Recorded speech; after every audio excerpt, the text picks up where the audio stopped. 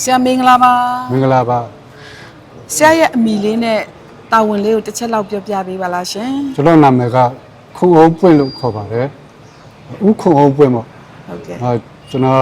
တက်တော်မှာတာဝန်ယူနေရတော့အမျိုးသားဌာနရဲ့တာဝန်ခံအနေနဲ့တာဝန်ယူနေပါတယ်ဟုတ်ကဲ့ပါကျေးဇူးတင်ပါတယ်အတင်းတော်မှာစတင်လှုပ်ရှားခဲ့တဲ့ခုနှစ်နဲ့အချိန်ကာလလေးတည်ပြစေရှင်ကျွန်တော်အတင်းတော်မှာစပြီးမှပါဝင်ခဲ့တာကတော့ဟို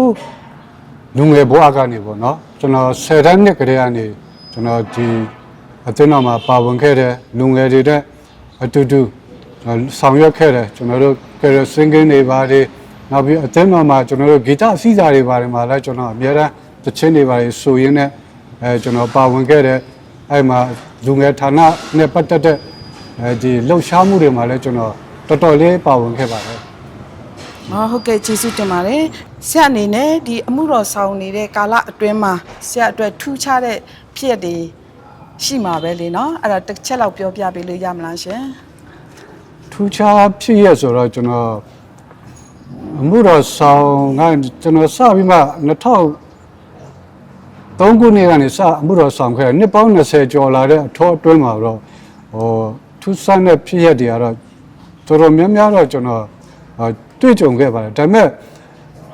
အနည်းဆက်ဆုံးပြောရမှာဆိုရင်ကျွန်တော်တို့ဒီစစ်ကာလတုန်းကပေါ့နော်စစ်ကာလတုန်းကအဲ့မှာကျွန်တော်တို့စစ်ရှောင်ခဲ့ရတာပေါ့ဘာဖြစ်လို့စစ်ရှောင်ရသလဲဆိုတော့အဲ့အချိန်မှာကျွန်တော်ရဲ့အမျိုးသမီးကလည်းသူရင်သားကင်ဆာဖြစ်တဲ့အခါမှာရင်သားခွဲစိတ်ထားတယ်အဲ့ဒီအချိန်ခါမှာ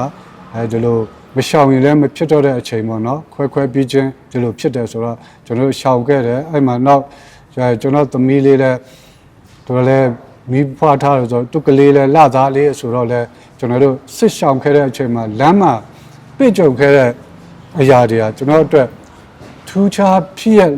တစ်မျိုးလို့ကျွန်တော်ခံစားရတာပေါ့နော်အဲ့အချိန်ခါမှာဖះသခင်ကိုကျွန်တော်တို့စက္ကပ်ပြီးမှ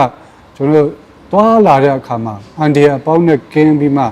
နောက်ရှောင်ရတဲ့နေရာလည်းကျွန်တော်ဖះသခင်အကောင်းဆုံးပို့ဆောင်ပေးတယ်တောင်ကြီးကိုပေါ့နော်တောင်ကြီးရောက်တဲ့အခါမှာလည်းဒီတောင်ရှမ်းတောင်အဖွဲ့ချုပ်မှာကျွန်တော်တို့ကောင်းမွန်စွာတဲခုနေထိုင်ခွင့်ရတယ်အဲ့ဒီမှာကျွန်တော်တို့ကောင်းမွန်စွာပဲပြန်ပြီးမှလှုပ်ရှားခွင့်ရတာပေါ့နော်ကျွန်တော်တို့အသင်းတော်တွေနဲ့မိသားရဖွဲ့ခွင့်တွေရတာပေါ့နော်အဲ့ဒါတွေကတော့ကျွန်တော်ရဲ့ဒီနောက်ပိုင်းဖြစ်စဉ်မှာဒီအခုအချိန်မှာအနီးကပ်ဆုံးဖြစ်စဉ်လို့ကျွန်တော်အဲ့လိုခံယူပြီးမှပဲအခုလိုပြောတင်ပြချင်ပါတယ်လို့ဟုတ်ကဲ့ကျေးဇူးတင်ပါတယ်ဆရာဆရာအနေနဲ့နှစ်တရာအတွက်အမှတ်တရစကားလေးပြောပြပေးပါလားရှင်ကျွန်တော်တို့အသင်းတော်တစ်ခုသွားပြီဆိုရင်ကျွန်တော်တို့အသင်းတော်တက်တန်းအနေနဲ့တချို့ကလည်းနှစ်အစိတ်နှစ်90 85နှစ်တရာဆိုမှကျွန်တော်တို့အစီအစဉ်တိုင်းချစ်တက်သွားတဲ့အခါမှာဒီနေ့ကျွန်တော်တို့အသင်းတော်အနေနဲ့ကတော့နှစ်တရာကိုနော်ရောက်ရှိလာပြီဖြစ်တဲ့အတွက်ကျွန်တော်တို့ကတော့နော်ဘယ်လိုပဲဖြစ်ပါစေနော်နှစ်အစိတ်အနည်းဆုံးနှစ်90 85နှစ်အခုနှစ်တရာကိုလည်းကျွန်တော်ပြန်ပြီးမှ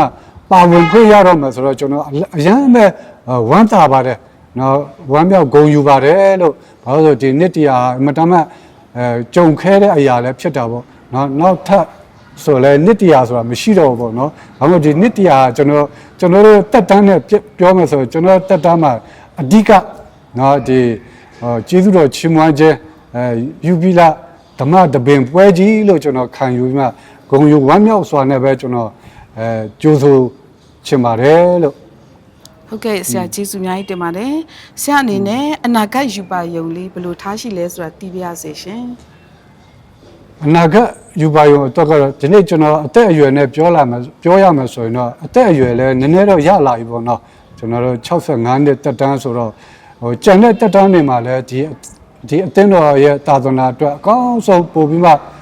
အသင်းတော်ကြီးတိုးတက်အောင်မြင်ဖို့ရမိမိတတ်ဆွမ်းနိုင်တဲ့၍နော်ကြိုးစားပြီးမှနော်အားကျိုးမှတက်ပြန်ပြီးမှပါဝင်ဆက်ကပ်သွားမယ်လို့ကျွန်တော်အဲ့လိုခံယူရင်းနဲ့ပဲကျွန်တော်ဆက်လက်ဆောင်ရွက်သွားမယ်လို့ပြောကြားချင်ပါတယ်ဟုတ်ကဲ့ပါဆရာကျေးဇူးအများကြီးတင်ပါတယ်ကျေးဇူးတင်ပါတယ်